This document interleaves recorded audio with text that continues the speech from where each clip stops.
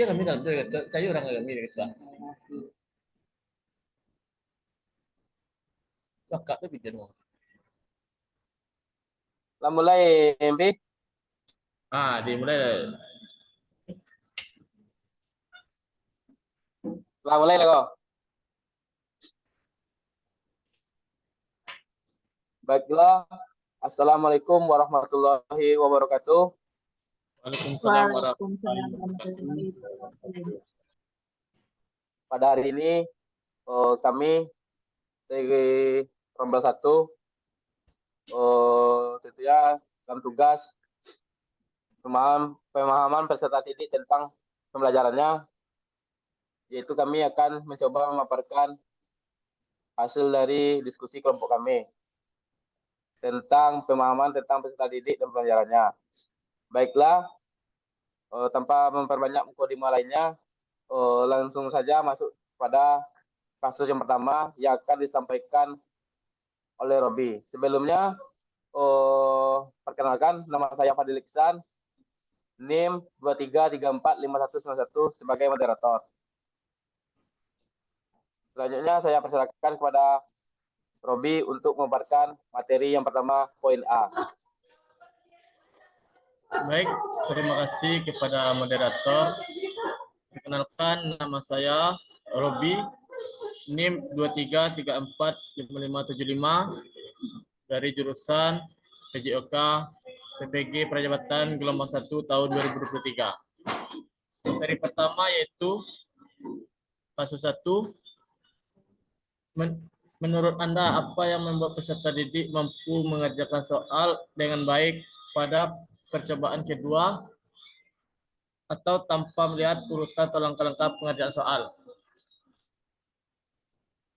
Yang pertama yaitu setelah kami berdiskusi bersama anggota kelompok, kami menyimpulkan bahwa siswa telah memahami pelajaran yang telah dijelaskan oleh guru pada soal yang pertama, sehingga siswa tidak mengalami kesulitan yang berarti.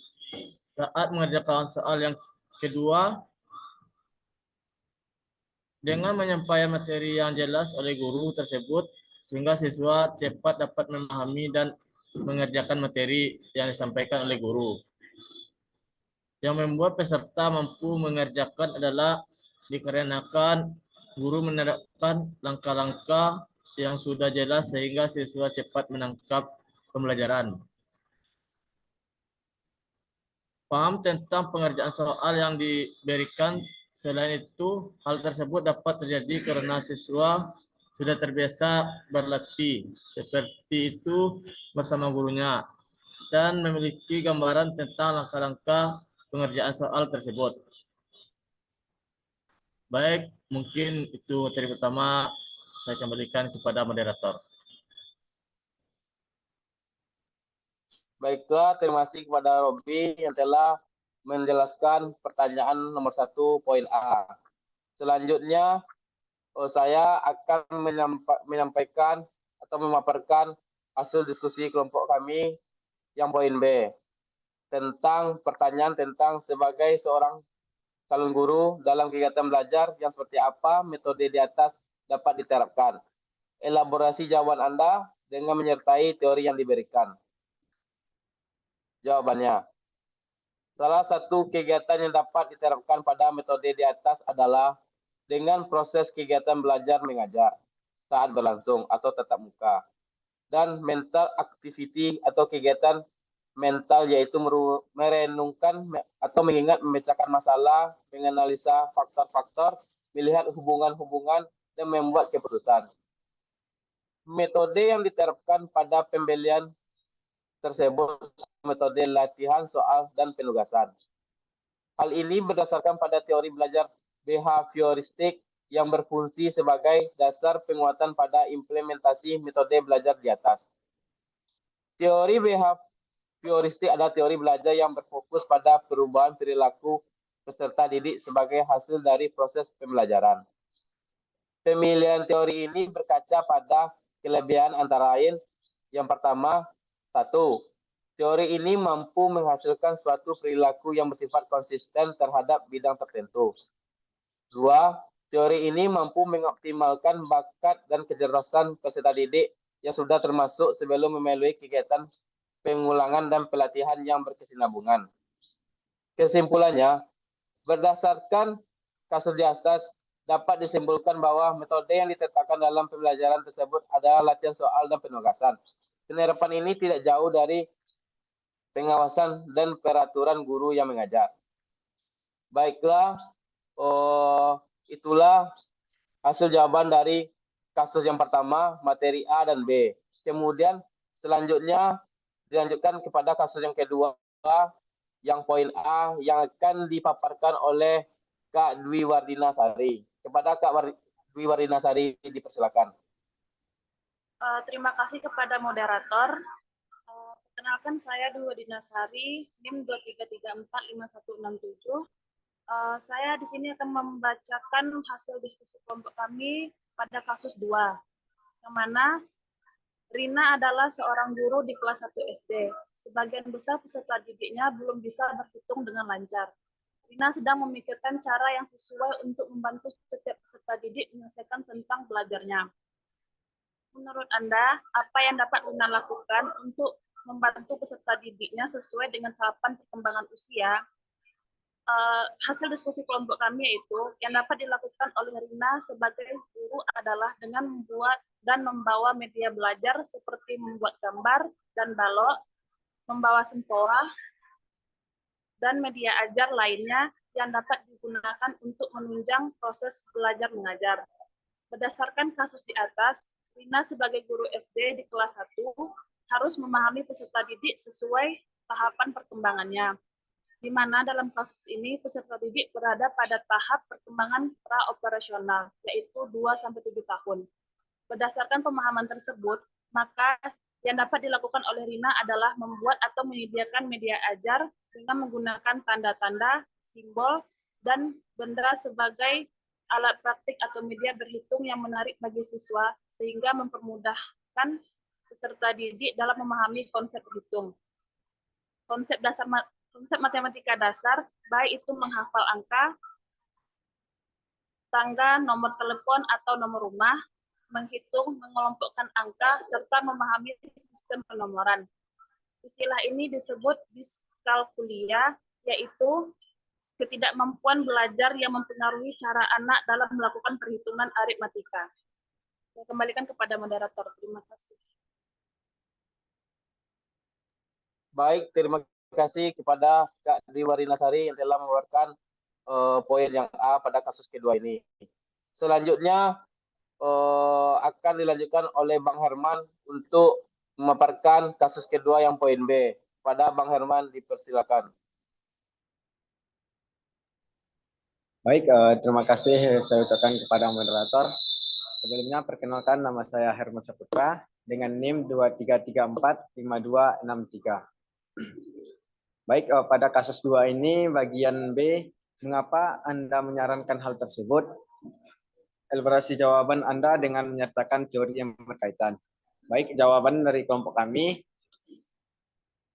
dengan adanya media belajar tersebut, mempermudahkan guru untuk melakukan metode pembelajaran pada kelas 1 SD.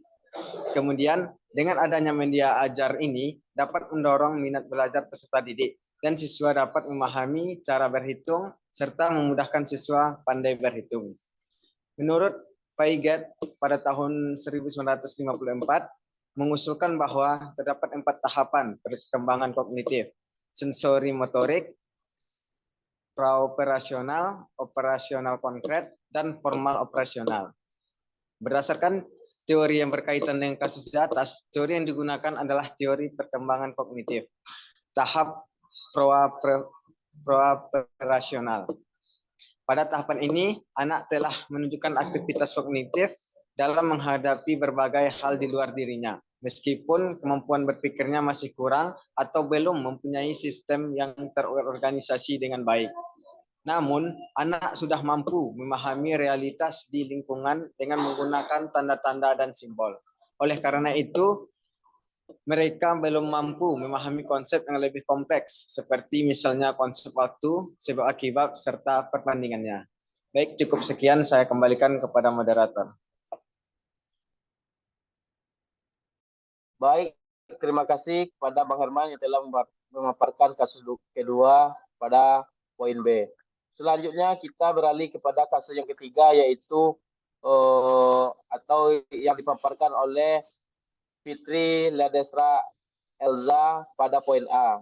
Pada Fitri Ladestra Elza, dipersilakan. Baik, terima kasih kepada moderator. Saya akan memaparkan tentang kasus 3. Pertanyaannya yaitu, menurut Anda, apakah pertimbangan dan keputusan MADE dapat kelompok kami, keputusan yang diterapkan oleh MADE sudah sesuai? Karena MADE ingin mengaplikasikan proses belajar sesuai latar belakang siswa dan mengkondisikan sesuai dengan keadaan lingkungan sekitar. Sehingga siswa lebih cepat memahami dengan teks deskripsi yang diajarkan MADE sesuai sebagai guru bahasa Indonesia. Langkah yang diambil oleh MADE telah sesuai dikarenakan MADE memahami latar belakang peserta didik secara keseluruhan, yaitu etnis Bali yang berbeda dengan etnis ibu kota yang didasari dengan teori. Agar pembelajaran menjadi efektif, maka penting bagi pendidik untuk mengetahui dengan jelas bagaimana gambaran peserta didik yang di dalam kelas. Pendidik sangat dianjurkan untuk mengenal dan memahami peserta didik, dikarenakan terdapat latar belakang seperti etnik, sosial, dan budaya. Segitu paparan dari kasus 3 yang bagian A. Dikembalikan kepada moderator. Baiklah, terima kasih kepada Fitri Ladestra Elza yang telah membagikan hasil kasus 3 pada poin A. Selanjutnya, kasus ketiga poin B yang akan disampaikan atau dipaparkan oleh MP Yupita. Terima Pada kasih. MP Yupita, silakan. Terima kasih moderator atas kesempatan dan waktunya yang telah diberikan. Baik, saya akan menjawab pertanyaan tentang kasus 3. Nah, saya bacakan dulu ya. Kasus 3 ini, MADE adalah seorang guru yang mengajar di salah satu sekolah negeri wilayah Bali. Ia mengampu mata pelajaran bahasa Indonesia. Ia hendak mengajarkan materi teks deskripsi pada peserta didiknya pada buku cetak yang menjadi panduan saat mengajar. Terdapat beberapa contoh teks deskripsi menceritakan tentang bangunan-bangunan pencakar langit yang ada di ibu kota. Dengan memperhatikan latar belakang setiap peserta didiknya, MADE pun mencoba untuk memberikan contoh yang berbeda. Dia memberikan contoh teks deskripsi tentang pantai dan makanan khas Bali. Baik, untuk yang poin B, yang pertanyaan adalah, prinsip apa yang MADE gunakan dalam kasus tersebut? Elaborasi jawaban dengan menyertai teori yang berkaitan. Baiklah. Oke, prinsip yang MADE gunakan dalam penanganan kasus di atas menggunakan prinsip pembelajaran yang dirancang dengan mempertimbangkan tahap perkembangan dan tingkat pencapaian peserta didik saat ini, sesuai dengan kebutuhan belajar, serta mencerminkan karakteristik, lingkungan, dan budaya peserta didik. Dan prinsip yang digunakan MADE dalam kasus tersebut juga menggunakan prinsip pendekatan dengan letak geografis ataupun lingkungan peserta didiknya. Perkembangan peserta didik yang beragam dapat menjadi bermakna dan menyenangkan, sehingga adanya penerapan prinsip pembelajaran tersebut menghasilkan pembelajaran yang sesuai dengan kebutuhan peserta didik, serta pembelajaran tersampaikan dengan baik. Mungkin sekian pemaparan dari saya tentang kasus 3 di poin B. Saya kembalikan kepada moderator. Baiklah, terima kasih kepada MP Yupitra yang telah membabarkan kasus 3 poin B. Dengan berakhirnya penyampaian dari MP Yupitra sebelumnya, berakhir pula materi presentasi kelompok kami pada hari ini. Apabila ada kekurangan pada penyampaian materi tersebut, kami segenap kelompok mengucapkan permintaan maaf atas kekurangan tersebut. Terima kasih. Wabillahi taufiq wal hidayah. Wassalamualaikum warahmatullahi wabarakatuh. Waalaikumsalam warahmatullahi wabarakatuh.